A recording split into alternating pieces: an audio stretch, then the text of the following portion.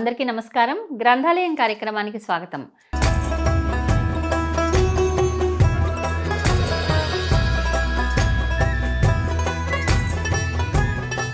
నా పేరు Radha జోసిలా.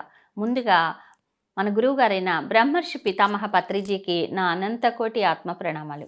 My dear friends, మనం ఎన్నో ఎపిసోడ్స్గా ఎన్నో విషయాలు ఎకో బొడైన్ గారు రచించబడిన ఎకోస్ ఆఫ్ ది సోల్ అనేటువంటి పుస్తకంలోవి తెలుసుకుంటున్నాం. ఆ పుస్తకాన్ని శిరీష వాడపల్లి గారు ఎంతో అద్భుతంగా తెలుగులోకి అనువదించి మనకు అందించారు.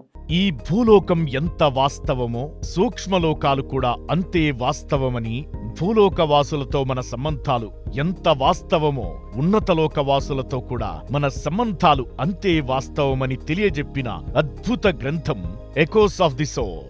ఈ గ్రంథం తెలుగులో ఆత్మానుభవాలుగా అనువదించారు. ఎకో బైడెన్ కలం నుంచి జాలువారిన ఈ ఆంగ్ల గ్రంథం రచయిత్రికి సంబంధించిన ఓ ఆత్మకథగా అవగతమవుతోంది. పునర్జన్మ సిద్ధాంతాలన్నీ కర్మ సిద్ధాంతాల గురించి చెబుతూనే కొందరు బలవంతంగా తమ శరీరాలను ఎందువల్ల విడిచిపెట్టాల్సి వస్తుంది, కొందరు భౌతిక శరీరంలోకి రాకుండా ఉన్నత లోకాలలోనే సంకల్ప స్వరూపులుగా, ప్రేమ స్వరూపులుగా ఉండి భూలోకవాసులకు ఎలాంటి సహాయం అందిస్తారో ఈ గ్రంథంలో రచయిత్రి వివరించిన తీరు వర్ణనాతీతం. ఆయా విశేషాలను ఆవిష్కరించే ఈ గ్రంథం ఆద్యంతం ఆసక్తిని పెంచుతుంది. ఇంత అద్భుతమైన జ్ఞానాన్ని మన గ్రంథాలయంలో తెలుసుకుందాం. ఆ పుస్తకంలో ఆవిడ గైడ్స్తో మాట్లాడేవారనమాట. ఆవిడ దేవదూతలతో మాట్లాడేవారు. అలాగే ఆవిడ దగ్గర ఎప్పుడు కూడా ఇద్దరు గైడ్స్ మనందరికీ ఉంటారు ఫ్రెండ్స్. మనకు కూడా ప్రతి ఒక్కరికి ఇద్దరు గైడ్స్ ఉంటారు.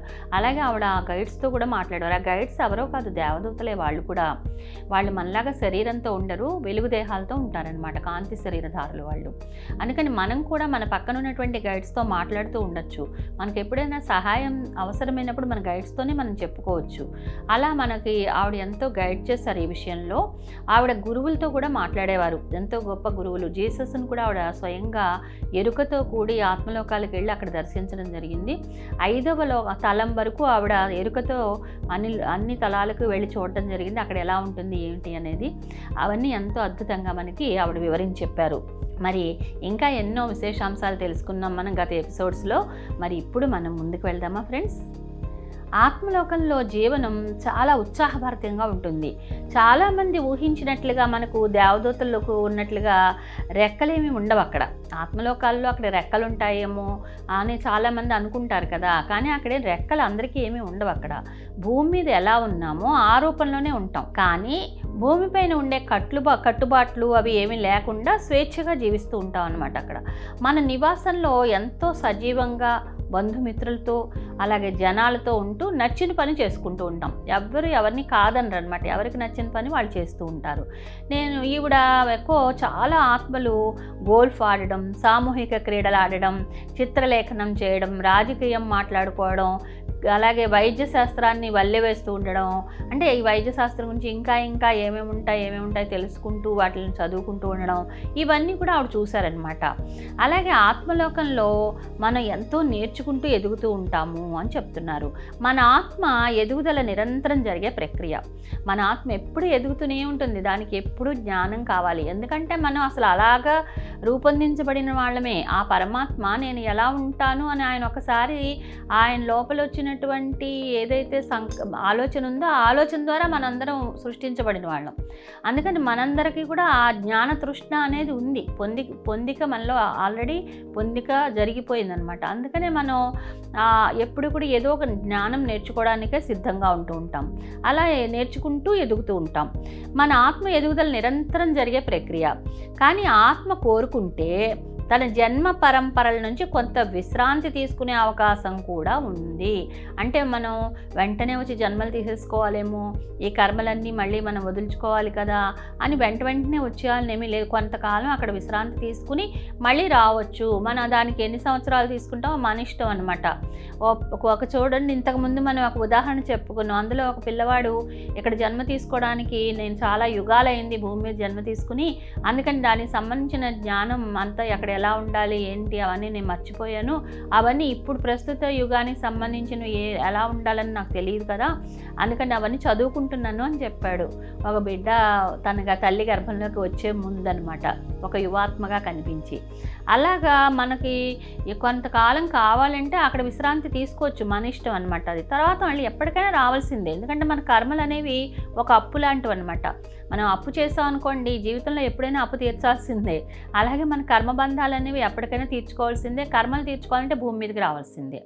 అందుకని ఒక 10 ఏళ్ళు ఆగినా కానీ తర్వాతైనా మనం అప్పులు తీర్చుకోవడానికి రావాల్సిందే. అది నియమం, అది తప్పనిసరిగా రావాల్సిందే. సుమారు 10 సంవత్సరాల క్రితం ఒక స్త్రీకి సైకిక్ రీడింగ్ చేశారు. అంటే ఆ స్త్రీ ఆత్మతో మాట్లాడటం అనమాట. తనకి అందరితోనూ ఉన్న సంబంధం గురించి తెలుసుకోవాలని వచ్చింది ఆ స్త్రీ. అంటే తనకు చాలామందితో సంబంధాలు ఉన్నాయి, అవన్నీ కూడా తెలుసుకోవాలని వచ్చింది. అసలు ఎందుకు ఇలా వస్తున్నాయి, నాకు ఆ బంధాల పట్ల నాకు చాలా బాధ కలుగుతోంది, నేను తప్పుగా వ్యవహరించానేమో, నాలో అపరాధ భావన వస్తుంది అని ఆవిడ అని చెప్పింది అనమాట. తనకు అసలు పెళ్ళవుతుందా లేదా, నేను ప్రేమ విషయంలో దురదృష్టవంతురాలుగా అనిపిస్తున్నాను, ఏ ప్రేమ కూడా నాకు సక్సెస్ అవ్వట్లేదు, పెళ్ళవుతుందో లేదో కూడా నాకు తెలియట్లేదు అని చెప్తుంది ఆవిడ. చెప్తే ఈవిడ సైకిక్ రీడింగ్ చేశాక ఈవిడికి గురువులు ఏం చెప్పారంటే, తను ప్రేమ అనే పాఠాన్ని నేర్చుకోవడానికి ఇక్కడికి వచ్చింది ఈ భూమి మీదకు. ఈ జన్మలో ఆవిడ ప్రేమ అనే పాఠాన్ని నేర్చుకోవడానికి వచ్చిందిట. ఆవిడ ఆత్మలోకానికి వెళ్ళిన తర్వాత ప్రేమ గురించి పాఠాలు బోధించాల్సి ఉంటుందిట.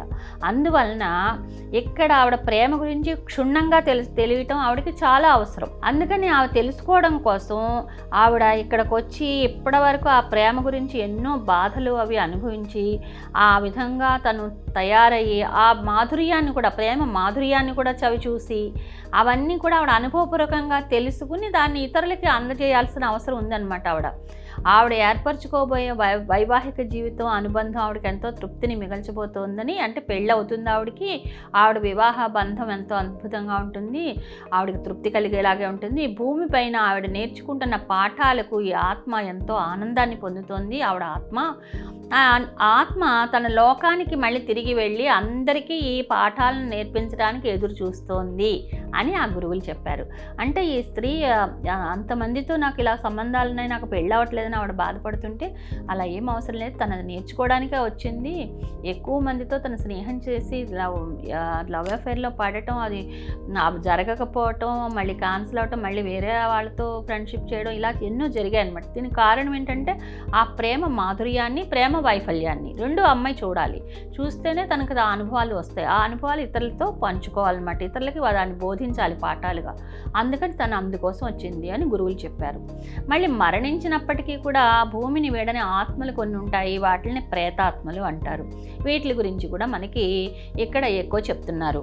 అధోలోకం అనేది మన లోకానికి ఆత్మలోకానికి మధ్యలో ఉంటుందట. అది అంటే ఆత్మలోకాలు అనేది 1వ తలం, 2వ తలం, 3వ తలం అని అక్కడ ఉంటాయని చెప్పుకున్నాం కదా, 7 తలాల వరకు ఉంటాయని. దానికి ఈ భూమికి మధ్యలో అధోలోకాలు ఉంటాయట. అంటే ఇక్కడ ఎవరు నివసించలేని ఒక భయంకరమైన లోకంటది. అయితే ఈ లోకంలో ఆత్మలు ఏదో కారణంగా ఆత్మలోకానికి వెళ్లకుండా ఉండిపోతూ ఉంటాయి. ఎందుకంటే వాటికి నరకానికి పంపుతారేమో అన్న భయం ఒకటి వాటికి ఏర్పడి అలాంటి వాళ్ళు కూడా అక్కడ ఉండిపోతూ ఉంటారట. అంటే పైకి వెళ్ళరు, భూమి మీదకి రావడానికి లేదు, వచ్చినా ఇక్కడ ఉపయోగం లేదు కదా, భూమి మీదకి వచ్చినా ఏం చేయలేరు, పైకి వెళ్ళలేరు. ఆ అధోలోకంలోనే వాళ్ళు అలా ఉండిపోతూ ఉంటారట. ఆ ఆత్మలు భూమిపైన నివసించే వారి శరీరాలను వశపరుచుకోవడానికి, వాళ్ళని భయపెట్టడానికి, వాళ్ళని అదుపులో పెట్టి తన చేతిలో గ్రిప్లో పెట్టుకోవడానికి వాళ్ళు ప్రయత్నిస్తూ ఉంటాయి ఆ ప్రేతాత్మలు. అవి స్పిరిట్ బోర్డుల ద్వారా కానీ, స్పిరిట్ బోర్డులు అని ఉంటాయి కదా, ఇలా మనం బోర్డు మీద ఇలా నాణ్యం పెట్టి వేలు పెడితే ఇలా కదులుతూ ఉంటుందన్నమాట. ఆ స్పిరిట్ బోర్డుల ద్వారా కానీ లేదా ఆటో రేటింగ్ ద్వారా కానీ సంభాషించడానికి ప్రయత్నం చేస్తూ ఉంటాయి. అవి భూమిపైన ఉన్నవారికి తాము ఎంతో మంచివాళ్ళము అని చెప్తూ ఇక్కడ వాళ్ళందరినీ నమ్మిస్తూ పరిచయాలు పెంచుకుంటూ ఉంటాయి. చాలామంది చూడండి ఆత్మలతో సంభాషించడానికి స్పిరిట్ బోర్డు ఆడటం అది చేస్తూ ఉంటారు. అది ఒక సరదాగా తీసుకుంటారు.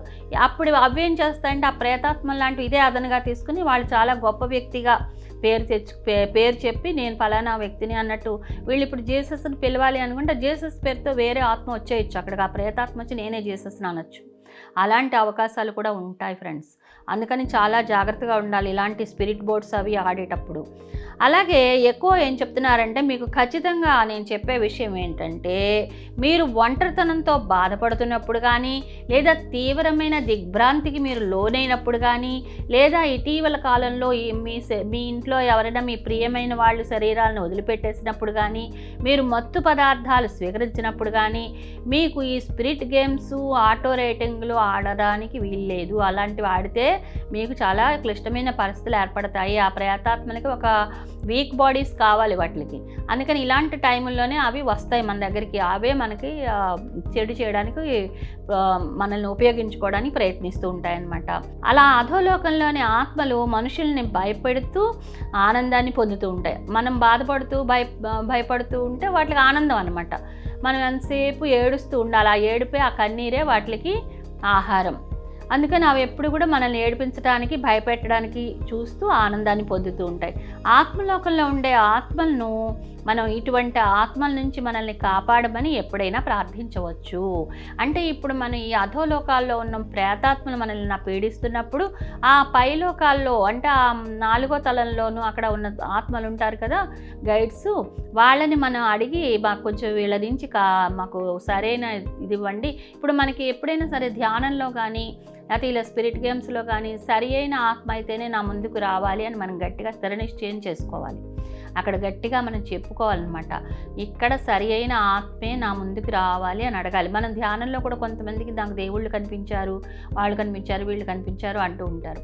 అలాంటి టైంలో వాళ్ళు సరైన ఆత్మేనా, లేదా వేరే వాళ్ళు ఎవరో ఆ రూపంలో వచ్చి వాళ్ళు చెప్తున్నారా అనేది కూడా మనం అక్కడ గట్టిగా మనం చెప్పుకోవాలన్నమాట మన ఆత్మతో. ఇక్కడ సరి అయిన ఆత్మ అయితేనే నాకు ఎదురుకుండా ఉండాలి, లేకపోతే మాయమైపోవాలనుకుంటే సరి అయిన ఆత్మ కాకపోతే వెంటనే వాళ్ళు వెళ్ళిపోతారు, అక్కడ ఉండలేరు వాళ్ళు. ఎందుకంటే మనం ఎప్పుడైతే అవగాహనకి ఆ ఇరుకులోకి వస్తామో మనం అప్పుడు వాళ్ళు మన దగ్గర ఉండలేరనమాట. అందుకని ఈ పూర్తి అవగాహన మనలో కలిగే వరకు అటువంటి స్పిరిట్ గేమ్స్ కానీ ఆటో రేటింగ్ కానీ దూరంగా ఉండడం మంచిది అని చెప్తున్నారు వాళ్ళు. అలాగే మరి నరకం గురించి కూడా తను మనకి ఆవిడకి ఏది తెలుసు అనేది చెప్తున్నారు ఎక్కువ. మనం మరణించిన తర్వాత వెళ్ళే ఆత్మలోకాల గురించి మనం మాట్లాడుకుంటున్నాము, కానీ ఇక్కడ నరకం గురించి కూడా తెలుసుకుందాము. నాకు నరకం గురించి ఏమీ తెలియదు అని చెప్తున్నారు ఎక్కువ. అంటే అసలు అక్కడ నాకు నరకం అనేది నేను చూడలేదు, ఆత్మలోకాలు చూశానంతే. ఆవిడ మార్గదర్శకులను అడిగితే ఆత్మ చెప్పినంత వరకు, ఆ ఆత్మలు మార్గదర్శక ఆత్మలు చెప్పినంత వరకు ఆత్మలోకంలో నరకం వంటి విభాగమే ఉండదు. అది భగవంతుడి సృష్టి కాదు. భగవంతుడు ఎప్పుడు నరకాన్ని సృష్టించలేదు. ఆయన ఆత్మల్ని సృష్టించారు అంతే తప్ప నరకాన్ని సృష్టించలేదు అని చెప్పారు. అప్పుడు మరి మనలాంటి ఆత్మలే ఆ నరకాన్ని సృష్టించాయి అని కూడా ఆవిడ చెప్తున్నారు. ఇక్కడ శిక్షను అమలుపరచడం కోసం ఆత్మలే దాన్ని సృష్టించాయట. అంటే వాళ్ళు ఏదో బాగా తప్పుడు పనులు చేసి ఇంకా భూమి మీద చాలా దురాచారాలు చేసిన వాళ్ళు ఎవరైతే ఉంటారో వాళ్ళకి శిక్ష విధించడం కోసం ఆత్మలే, మనలాంటి ఆత్మలే అక్కడ ఈ నరకాన్ని సృష్టించడం జరిగిందట. మనలాంటి వాళ్ళు సృష్టించడం వల్ల ఆ శిక్షను అమలుపరిచి వాళ్ళకి ఏదో వాళ్ళందరి నుంచి బయటపడతారు, వాళ్ళు తెలుసుకుంటారు, వాళ్ళు తప్పు తెలుసుకుంటారు అని ఉద్దేశంతో కొంతమంది ఆత్మలు చేసిన పని అనమాట ఇది. వాళ్ళు మరణించిన తర్వాత నరకానికి వెడతాము అని కొంతమంది నమ్ముతూ ఉంటారు. నేను చాలా తప్పుడు పనులు చేశాను, ఇంకా నేను వెళ్ళానంటే నరకానికే పోతాను అని కొంతమంది అనుకుంటారు. వాళ్ళ జీవితకాలంలో వాళ్ళకి తెలిసిపోతుంది కదా వాళ్ళు మంచి చేశారో చెడు చేశారో అనేది. అన్ని చెడులే చేసిన వాళ్ళకి కనీసం చివరిలో అయినా వాళ్ళకి అర్థమవుతుంది, నేను పుట్టాక ఒక్కటి కూడా మంచి పని చేయలేదు, అన్ని చెడ్డ పనులే, నేను నరకానికే పోతాను అని వాళ్ళ లోపల ఆ భావం వచ్చేస్తుంది అనమాట. అలా ఎప్పుడైతే అలా నమ్ముతారో ఆ ఆత్మలు ఆ విభాగంలో నివసిస్తూ ఉంటాయి, ఆ అధోలోకంలో. అక్కడ ఏం జరుగుతుందో నాకు తెలియదని చెప్తున్నారు ఎక్కువ కూడా ఎప్పుడు అక్కడికి వెళ్ళలేదు కాబట్టి అక్కడ ఏం జరుగుతుందో నాకు కూడా తెలియదు. ఇంతవరకు ఎక్కువ నరకానికి సంబంధించిన ఆత్మలను కలవటం కానీ లేదా వాళ్ళతో సంభాషించడం కానీ కూడా చేయలేదట ఎక్కువ. ఇప్పటి వరకు అసలు ఆ నరకానికి సంబంధించిన అందులో ఉన్న ఆత్మలు కానీ లేదా అలాంటి వాళ్ళతో సంభాషించడం కానీ చూడటం కానీ కలవటం కానీ ఏమీ జరగలేదు నాకు. అందుకని నాకు అక్కడ విశేషాలు ఏమీ తెలియవని ఉన్నట్లుగా ఆవిడ చెప్తున్నారు.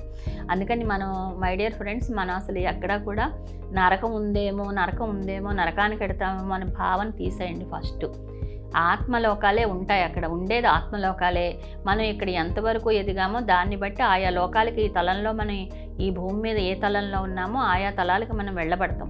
అక్కడికి వెళ్ళిన తర్వాత అక్కడ ఇంకా నేర్చుకుని ఉన్నత తలంలోకి ప్రవేశించడానికి అక్కడ కూడా మనం శిక్షణ పొంది అక్కడి నుంచి ఉన్నత తలానికి వెళ్ళి అక్కడి నుంచి మళ్ళీ జన్మ తీసుకుని రావడానికి వస్తూ ఉంటాం. అందుకని ముందు మనం ఏమో నరకంలోకి వెళ్తామేమో అనే భావం మాత్రం ఎవరికైనా ఉంటే తీసిపారేయండి. గురువుల ఉద్దేశానుసారం ఆ పరమాత్మ అటువంటి భయంకరమైన ప్రదేశాన్ని సృష్టించడు. అంటే ఎప్పుడు కూడా పరమాత్మ నరకాన్ని సృష్టించడం అనేది పరమాత్మ డిక్షనరీలోనే ఉండదు. ఆయన అంతా కరుణా స్వరూపుడు, ప్రేమ గుణంతో ఉంటాడు, క్షమాగుణంతో ఉంటాడు. మనం ఎదుటివారి పట్ల చేసిన చెడు కర్మలకు మనమే బాధ్యత వహిస్తూ ఇవాళ కాకపోతే రేపైనా ఆ కర్మలను అనుభవించి తీరాలి. అంటే ఇవాళ మనం ఒకవేళ కొన్నాళ్ళు విశ్రాంతి తీసుకున్న ఈ లోకంలోనే ఉందాం అనుకున్న తర్వాతైనా మనం అది అనుభవించాల్సిందే. అలాగా అగ్నిహోత్రం ముందు నిలబడినంత మాత్రాన మనం చేసిన పాపాల నుంచి తప్పించుకోలేము. అరచేతిలో మనం కర్పూరం వెలిగించుకున్నంత మాత్రాన మనం కర్మల నుంచి తప్పించుకోలేము. ఎవరైతే నరకం అనే విభాగం గురించి తెలుసుకోవాలనుకుంటున్నారో వాళ్ళకి ఏ సహాయం నేను చేయలేకపోతున్నాను, నన్ను క్షమించండి అని చెప్తున్నారు ఎకో.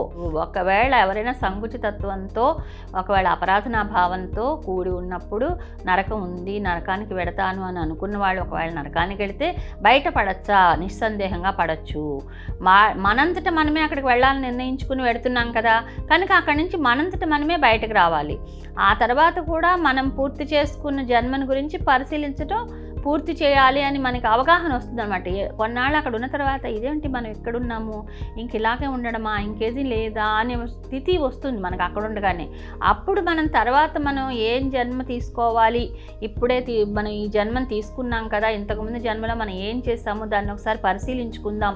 ఈ నరకాన్ని మనం అనుభవిస్తున్నాం, ఎందుకు అనుభవిస్తున్నాము, దానికి కారణం తెలుసుకోవాలి, పరిశీలించాలి అని ఎప్పుడైతే వాళ్ళలో ఎరుక కలుగుతుందో అప్పుడు దాని నుంచి బయటపడే అవకాశం ఉంది. బయటపడి తీరుతారు తప్పనిసరిగా. అప్పుడే మనం ఆకాశిక హాల్ ఆఫ్ రికార్డ్స్ అని ఉంటుందని చెప్పారు కదా, అందులోకి వెళ్ళి ఆత్మ పరిశీలన చేసుకుని వాళ్ళ యొక్క గత జన్మ గురించి చూసుకుంటూ ఉంటారనమాట. దాన్ని బట్టి నెక్స్ట్ జన్మ తీసుకుంటారు. నరకం గురించి అడిగిన వెంటనే మనకు వచ్చే తర్వాత ప్రశ్న ఏంటంటే, దెయ్యం ఉందా? అసలు దెయ్యం అంటే ఏంటి? దాన్ని కొంతమంది ఏమంటారంటే చెడు, అది చెడు ఆత్మ, లేకపోతే క్రూరమైన ఆత్మ, అనైతికమైనది అని సంబోధిస్తూ ఉంటారు. అది ఎంతో హానికరమైనది, ప్రమాదకరమైనది అని కూడా చెప్తూ ఉంటారు. నిజమే కదా. మరి అలాగా ఎవరైతే ప్రేతాత్మలుగా మారిపోతారో వాళ్ళు చెడుగానే ఉంటారు, వాళ్ళల్లో మంచి లక్షణాలు ఉండవన్నమాట. దెయ్యం గురించి మనంతట మనకు చాలా ఉపోద్ఘాతాలు ఉన్నాయి. దెయ్యం అన్న పదం వినగానే మనకు ఒక ఎర్రని చొక్కా వేసుకుని కొమ్ములతో బొసగొట్టేటువంటి నాలుకతో అడ్డదిడ్డంగా మన జీవితంలోకి పాములాగా ప్రవేశించి మనం ఊహించలేనంతగా మనల్ని వశపరుచుకుని మనల్ని కూడా దెయ్యంలా మార్చి మన ద్వారా జనాలకి చెడు పనులు చేయిస్తూ ఉంటారని మనం ఊహించుకుంటూ ఉంటాం. అయితే ఎక్కువ చెప్పబోయే విషయం చాలామందిని ఆశ్చర్యచకితులను చేసినప్పటికీ తనతో కలిసి పనిచేసే దేవదూతల ప్రకారం ఒకానొక జన్మలో ఒకానొకప్పుడు ఒకానొక దశలో మనమంతా కూడా చెడు ఆత్మగా జీవించి ఈ అనుభవాన్ని పొందిన వారమే అని చెప్తున్నారు. అంటే మొదటి జన్మల్లో మొదటి తలానికి సంబంధించిన జన్మలు తీసుకున్నప్పుడు మనం కూడా ఇలాగే చెడు ఆత్మగా కొన్నాళ్ళు ఉండి, చీకటి లోకాలు అంటారు, ఆ చీకటి లోకాల్లో కొన్నాళ్ళు ఉండి మనం కూడా అలా ప్రవర్తించిన వాళ్ళం. ఎందుకంటే ఆ అనుభవాలు కూడా అందరికీ అవసరమే. ప్రతి ఒక్క అనుభవాన్ని ప్రతి ఆత్మ తీసుకుంది అని చెప్తున్నారు ఇక్కడ. ఇది మనం నమ్మినా నమ్మకపోయినా ప్రతి ఒక్కరికి జరిగిన సత్యం అన్నమాట. చెడు ఆత్మగా జీవించడం అనేది కూడా భూమిపైన మనం నేర్చుకోవాల్సిన పాఠాల్లో భాగమే అనే సంగతి మనకు అవగాహన అయితే గనక ఈ విషయం అంతా మనకు పూర్తిగా అర్థమవుతుంది. మరి ప్రతి ఒక్కదానికి రెండు ముఖాలు ఉంటాయని, మనం సంపూర్ణంగా తయారవడానికే నిరంతరం కృషి చేస్తూ ఉంటామని, అందులో భాగంగానే ప్రతి దానిలోనూ ప్రతి కోణాన్ని మనం అనుభవపూర్వకంగా నేర్చుకుంటామని గురువులు ఇక్కడ బోధిస్తున్నారు మనకి. అంటే రెండు ముఖాలు ఉంటాయి, అంటే రెండు ఉంటాయి, మంచి ఉంటుంది చెడు ఉంటుంది. మనం సంపూర్ణంగా తయారవ్వాలంటే అది తెలుసుకోవాలి, ఇది తెలుసుకోవాలి. కష్టంలో ఉన్నప్పుడు ఎలా ఉంటుంది, సుఖంలో ఉంటే ఎలా ఉంటుంది, మంచిగా ఉంటే ఎలా ఉంటుంది, చెడుగా ఉంటే ఎలా ఉంటుంది, ఇలా రెండు రకాలు మనం తెలుసుకోవడం కోసమే, ద్వంద్వత్వం అంటే ఏంటో తెలుసుకోవడం కోసమే ఈ భూమి మీదకి వచ్చాం మనం. అందులో భాగంగానే ప్రతి దానిలోనూ ప్రతి కోణాన్ని మనం అనుభవపూర్వకంగా తెలుసుకుంటున్నామని గురువులు చెప్పడం జరిగింది. మనం ఎల్లప్పుడూ మంచిగా ఉన్నంత మాత్రాన మన నీతివంతులం ఎంత మాత్రము కాలేము. మన లోపల ఇది మంచి కాదు, ఇలా చేయకూడదని అనిపించిన ప్రతి విషయము కూడా తప్పకుండా మనం పూర్వజన్మల అనుభవాల నుంచి గ్రహించిందే. అంటే ఈరోజు మనం ఇలా చెప్తున్నాం కాబట్టి మన నీతిమంతులు అనుకోవక్కర్లా. ఇంతకుముందు జన్మల్లో మనం ఏదో చెడు చేసి అలాంటి చెడే మనం చేసిన వలన మనకు ఆ అనుభవం ఉంది కాబట్టి ఆ అనుభవం అనే జ్ఞానంతో ఈ జన్మలో ఇది మంచిది కాదు, ఇది తప్పు, ఇది చెడు అని చెప్పగలుగుతున్నాం మనం. అంటే అంతకుముందు జన్మల్లో మనం చేసి ఉన్నాం కాబట్టి ఆ అనుభవ జ్ఞానాన్ని ఇక్కడ ఉపయోగిస్తున్నాం అనమాట. అందుకని పూర్తిగా మేము ఎప్పుడూ నీతివంతులమే ప్రతి జన్మలో అనడానికి లేదు. ప్రతి ఒక్కళ్ళు ప్రతి అనుభవం పొందిన వాళ్ళమే. ప్రస్తుత జన్మలో మనం భూమిపైన మన భూమిపైన ఎన్నో ఆత్మలు చెడు ఆత్మ అనే అనుభవాన్ని నేర్చుకుంటున్నాయి. అంటే వాళ్ళు ఆ దెయ్యము అనే పేరుతో పిలువబడేటువంటి ఏ ఆత్మ అయితే ఉందో ఆ రకంగా ఎన్నో ఆత్మలు ఈ భూమి మీద ఉన్నాయి. ఆ స్థితిని అనుభవించిన ఆత్మలకు మళ్ళీ అక్కడికి వెళ్ళొద్దు అన్న విషయం గుర్తుకొస్తూ ఉంటుంది. అంటే ఆ స్థితికి వెళ్ళకూడదు అనేది ఎవరైతే ఇంతకుముందు అనుభవించి ఉన్నామో వాళ్ళకి తెలుస్తుంది. అది మిగిలిన వాళ్ళకి ఆ అనుభవం అయిపోయింది, ఇంకా చాలు అన్న భావన కలుగుతుంది. అంటే అక్కడ అనుభవం మనకి పొంది ఉన్నాం కాబట్టి ఇంక ఇలాంటి అనుభవం మాకొద్దు అనేటువంటి భావన కలుగుతుంది. కొంతకాలం తర్వాత వీళ్ళల్లో కూడా ఇప్పుడు చెడు ఆత్మలుగా ఉన్న వాళ్ళకు కూడా ఆ అనుభవం కలుగుతుంది. ఎవరికైతే తమ పట్ల ఎదుటివారి పట్ల క్రూరంగా ప్రవర్తించడం తప్పు అనిపిస్తుందో అంతకుముందే కొన్ని జన్మల క్రితం వాళ్ళు అలా ప్రవర్తించి అనుభవపూర్వకంగా తెలుసుకున్న వారే ఉంటారు. శరీరంతో ఉన్న వాళ్ళు కూడా ఇలా చెడు ఆత్మలుగా ఉన్న వాళ్ళు ఎంతోమంది ఉంటారు. వీళ్ళు ఎన్నో తప్పులు చేస్తుంటారు పూర్వజన్మలో. అందుకే ఇప్పుడు ఇది చెడమ్మా, ఇలా చేయకూడదమ్మా, తప్పమ్మా, అలా చేయకూడదమ్మా, ఇలా హాని చేయకూడదమ్మా అని ఇప్పుడు వాళ్ళు చెప్తున్నాము. అంటే అంతకుముందు జన్మల్లో మనం ఆ తప్పు, ఆ చెడు అవన్నీ మనం చేసిన వాళ్ళమే కాబట్టి దాని గురించి అలా ఉండకూడదు అనే విషయాన్ని మనం తెలుసుకున్నాం కాబట్టి దాన్ని అందరికీ తెలియచేయడం జరుగుతుంది. మరి ఎదుటివారి ఆత్మను మనం బాధించినప్పుడు అది మనిషి అయినా జంతువైనా మనం దానికి శిక్ష తప్పకుండా అనుభవించాల్సి వస్తుంది ఫ్రెండ్స్. అది జంతువైనా సరే మనిషి అయినా సరే మనం కష్టం కలిగిస్తే చాలు మనం శిక్ష పొందాల్సిందే. జీసస్ మనకు ఒక గొప్ప విషయాన్ని చెప్తున్నారు. ఏంటంటే మనం ఎదుటి వారి నుంచి ఎటువంటి ప్రవర్తనని కోరుకుంటామో ముందు మనం ఎదుటి వారితో అదే విధంగా ప్రవర్తించాలి. నాతో ఎవరైనా మంచిగా స్నేహంగా ఉండాలి అనుకుంటే నేను ముందు వాళ్ళతో స్నేహంగా మంచిగా ఉండాలి కదా. నేను వాళ్ళని తిడుతూ నాతో వాళ్ళు సరిగా ఉండట్లేదంటే ఎలాగా? అందుకని మనం వాళ్ళ నుంచి ఏం కోరుతున్నామో మనం కూడా ముందు అలా ఉండాలి, అలా ప్రవర్తించాలి. ఎక్కువ శాతం నూతనాత్మలకు ఈ విషయం తెలియనప్పటికీ వారికి కూడా ఈ నియమం వర్తిస్తుంది. అంటే చెడు ఆత్మ, కొత్తగా వచ్చిన ఆత్మలు భూమి మీదకి వచ్చిన వాళ్ళకి ఈ విషయం తెలియదు, వాళ్ళకి చెప్పినా అర్థం చేసుకోరు. కానీ వాళ్ళకు కూడా ఈ నియమం ఉంటుంది, వాళ్ళకు కూడా ఈ నియమం ఉంటుంది. ఎలాగంటే తను ఇతరులతో ఎలా బిహేవ్ చేస్తున్నాడో దాన్ని బట్టే తనకు ఉంటుంది. అందుకని తనకు ఏది కావాలో అది ఇతరులకు ఇవ్వడం నేర్చుకోవాలి తను. అప్పుడు తను అలాగా తనకు కావాల్సింది పొందగలుగుతారనమాట. ఇది నూతనాత్మైనా వృద్ధాత్మైనా ఎవరికైనా ఇదే వర్తిస్తుంది, ఇదే నియమం వర్తిస్తుంది. ఎప్పుడైతే ఎదుటి ప్రాణిని బాధిస్తారో తప్పకుండా అదే బాధ మనం కూడా అనుభవించాల్సి వస్తుంది. అప్పుడే అంతా సమతుల్యం అవుతుంది. అంటే మనం ఎప్పుడైతే ఏదైనా ప్రాణిని బాధ పెడితే ఆ బాధను మనం కూడా అనుభవించితే అప్పుడు అది సమతుల్యం అయిపోతుంది అనమాట. అంటే ఆ కర్మ తీరిపోతుంది అక్కడితో. దాని గురించిన ప్రభావం మనకి తీరిపోతుంది, తెలుస్తుంది కూడా మనకి ఇది చేయకూడదు, చేయాలి, ఓహో మనం వాళ్ళని అడ్డంగా అందుకే మనం ఇవాళ పడ్డాం అని తెలిసిపోతుంది అనమాట. కనుక చెడు ఆత్మ అనే పదం వినగానే అందరికీ ఎదుటి ప్రాణితో ఎలా ప్రవర్తించాలో గుర్తు చేస్తూ, అంటే ఎదుటి వాళ్ళని ఇబ్బంది పెట్టకూడదు, ఎదుటి జంతువుని కూడా మనం ఇబ్బంది పెట్టకూడదు, బాధ పెట్టకూడదు అని మనకి గుర్తు చేస్తూ నిరంతరం మనల్ని మంచి మార్గం వైపు నడుపుతూ చెడు నుంచి దూరంగా ఉంచుతుంది. క్రమక్రమంగా మన ఆత్మ అభివృద్ధి చెందే కొద్దీ చెడు ఆత్మ అనే అనుభవం మనం పొందినప్పటికీ ఇంతకుముందు ఎప్పుడు మనం అలా జీవించలేదు అని భావిస్తూ ఉంటాం. ఎందుకంటే మనకి ఇప్పుడు మనం అలా లేం కాబట్టి అలా ఎప్పుడు మనం లేము, వాళ్ళే ఉన్నారు అని మనం అనుకుంటూ ఉంటాం అనమాట. అలాగే ఈ మధ్య కాలంలో ప్యాటీ అనే ఒక స్త్రీ చనిపోయిన తన భర్త ఆత్మతో మాట్లాడించమని కోరుతూ ఎక్కువ దగ్గరికి వచ్చారు. ప్యాటీకి ఇదివరకుట్లాగా అతడితో సంబంధం ఉన్నట్లుగా అనిపించట్లేదని, అతన్ని చాలా విషయాలు అడగాలని చెప్పింది. తన మార్గదర్శక ఆత్మ అతని ఆత్మను తన దగ్గరకు పిలిపించగలిగితే మేము వెళ్ళి అతని ఆత్మతో సంభాషించగలము అని ఎక్కువ చెప్పిందనమాట. చెప్తే అప్పుడు అతను చనిపోయి 3 నెలలే అయిన కారణంగా ఇలా తనని ఈ లోకానికి త్వరగానే పిలిపించానేమో అని అనిపించింది. ఎందుకంటే అతని శరీరాన్ని వదిలిపెట్టేశాడు, కదా ప్యాటీ అనే ఆవిడ భర్త చనిపోయాడు. ఆ భర్త మరి 3 నెలలు అయిపోయింది. కానీ ఈ లోకానికి వెంటనే 3 నెలల లోపే మళ్ళీ పిలిపించడం వల్ల త్వరగానే పిలిపించేసానా అని ఆవిడకి అనిపించింది ఎకోకి. ఆ గైడ్స్ని అడిగిందనమాట, ఆత్మను కనుక పిలిస్తే మేము ఒకసారి మాట్లాడతాము అని. అతని ఆత్మ ఒక అందమైన ఉద్యానవనంలో నిలబడి ఉంది. అతని ఆత్మ తనతో సంభాషించడానికి సిద్ధంగా ఉందని, కానీ తన ఆత్మలోకంలోనే ఉండి సంభాషిస్తానని చెప్పింది. అంటే తన ఆత్మలోకం నుంచే సంభాషిస్తా, అక్కడి నుంచే మాట్లాడతాను నేను అని చెప్పింది ఆ ఆత్మ, మా ప్యాటీ యొక్క భర్త యొక్క ఆత్మ అనమాట. తన జీవితాన్ని భార్యను విడిచిపెట్టిన కారణంగా కలిగిన బాధ నుంచి బయటపడే మార్గంలో తను ఉన్నట్లుగా ఆ ఆత్మ చెప్పింది. అంటే ప్యాటీని వదిలేసి వెళ్ళిపోయాడు కదా 3 నెలల క్రితం, అందుకని అది చాలా బాధగా ఉంది. నేను ఆ బాధ నుంచి బయటపడే మార్గంలో ఉన్నాను. నేను ఇప్పుడు భూమి మీదకి వచ్చి మాట్లాడను, ఇక్కడి నుంచే మాట్లాడతానని చెప్తే మాట్లాడుతున్నాడు అనమాట. కాసేపు వాళ్ళిద్దరూ సంభాషించుకున్నారు, ఎకోను ఆ ఆత్మను. తన కొత్త జీవితం గురించి, అక్కడ తన పాత స్నేహితుల గురించి అన్నీ కూడా ఆత్మ చెప్పింది. అతని ఆత్మను ప్యాటీ ఆత్మలోకానికి సంబంధించిన ప్రశ్నలు అడిగితే అవే ఇప్పుడు మనకి ఈవిడ చెప్తున్నారు ఎక్కువ ఒక సంభాషణ రూపంలో. ఆ ప్యాటీ ఏమని అడిగిందంటే, చనిపోయినప్పుడు తన భర్త ఆత్మ అక్కడే ఉంటుందా, అంటే ఆ చనిపోయిన ప్రదేశంలోనే ఉంటుందా అని అడిగింది. అక్కడ జవాబు ఎలా వచ్చిందంటే, చాలా సందర్భాల్లో మనం చనిపోవడానికి సిద్ధంగా ఉన్నప్పుడు మనకు ప్రియమైన వారు పక్కన ఉండడమే కాకుండా మరణ సమయాన్ని తేలికపరచడానికి కూడా సహాయపడతారట. మన ప్రియమైన వాళ్ళు పక్కన ఉంటారు చనిపోయేటప్పుడు, అలాగే మరణ సమయాన్ని తేలికపరచడానికి కూడా ఆ ఆత్మలు సహాయపడుతూ ఉంటాయి. మనం శరీరాన్ని విడిచిన తర్వాత ఆత్మలోకం చేరే వరకు మన పక్కనే ఉంటారు. అంటే ఇప్పుడు శరీరాన్ని వదిలిపెట్టేసిన తర్వాత ఆ శరీరం వదిలిపెట్టిన ఆత్మలోకం చేరే వరకు మనతోనే ఉంటారట.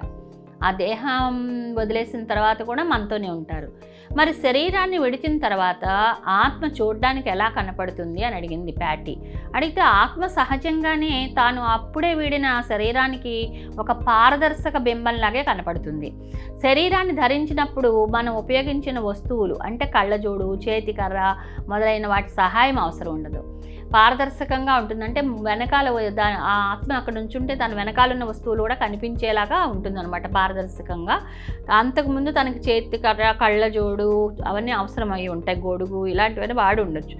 అవి ఇప్పుడు ఏమీ వాడాల్సిన అవసరం ఉండదు తనకి. అందుకని ఏ సహాయమూ అవసరం అవదనమాట. ఆత్మ శరీరంలో ఉన్నప్పటికంటే యవ్వనంగాను ఆరోగ్యంగాను ఉంటుంది. శరీరానికి కదా మరి వృద్ధాప్యం అనేది, ఆత్మకేముంటుంది? అప్పుడు మళ్ళీ ప్యాటీ ఏమని అడిగిందంటే, భార్య భూమిపైన జీవించి ఉన్నప్పుడు భర్త ఆత్మ ఆమెకు కనిపిస్తుందా అని అడిగింది. అప్పుడు ఇక్కడ జవాబు ఏమని వచ్చిందంటే, చాలా వరకు మనకు ప్రియమైన వారి ఆత్మలు మన ముందుకు రావాలనుకుంటాయి. వాళ్ళు బాగానే ఉన్నారని మనకు తెలియచేయడానికి చేయాలని ప్రయత్నిస్తూ ఉంటాయి. ఆత్మ సాంద్రత ఉండదు అనమాట, దానికి ఏం బరువు ఉండదు కదా, శరీరం అనే బరువు లేదు.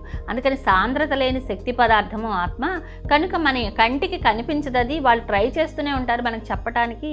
ఒకవేళ ఆత్మ మన కోసం మన దగ్గరికి వచ్చినా దాన్ని మన కళ్ళతో చూడటం కష్టం, కానీ అసాధ్యమైతే కాదు అని చెప్తున్నారు. ఓకే ఫ్రెండ్స్, మరి ఇక్కడితో మనం ఈ ఎపిసోడ్ని ఆపుకుందాము. తిరిగి మరో ఎపిసోడ్లో కలుద్దాం. ధన్యవాదాలు.